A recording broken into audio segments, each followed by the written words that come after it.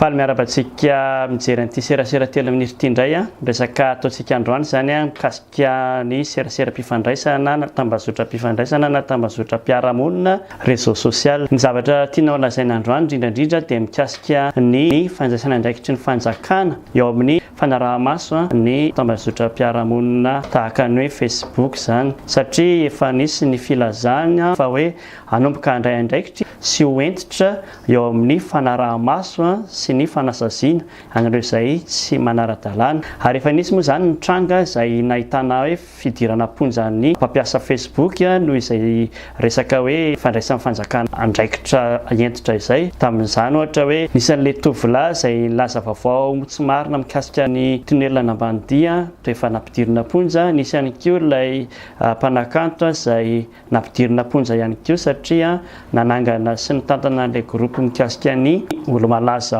ao Madagasikara dia lasa karazana hoe fanaratsiana ny olo-malaza ilay izy dia niditra ponja ihany koa izy. Misy ihany koa ny sasany fa tsy tadidiko ka izay zavatra izay zany tsy voazao no tranga fa efa nitranga hatramin'izay dia hita tokoa fa manana ny pitsikilony sy manana ireo mpanao famotorana anisan'ny maranitra ny ao Madagasikara amin'izay zavatra izay, ka na dia olona miafinafina arany dia mbola tratra ihany. Izay zany ny zavatra hita alongany. Kanefa ny zavatra somary mampalahelo zany dia karazany misy tombo sy alana hoe mizana tsindrinila izay zavatra izay, satria misy olona izay efa lazaina fa hoe nanaovana video recherche zany hoe nanaovana filazana fikarohana fa mpanao ratsy olona tokony homelohana, kanefa mametraka zavatra amin'ny Facebook tsy tratra mihitsy, mbetsaka mihitsy ary izy mametraka zavatra izay manohitohana ny olona sasany, manohitohana ny fitondrana, milaza fa hilatsaka filoham-pirenena miaraka amin'ny sabatra be sy ny antsy be,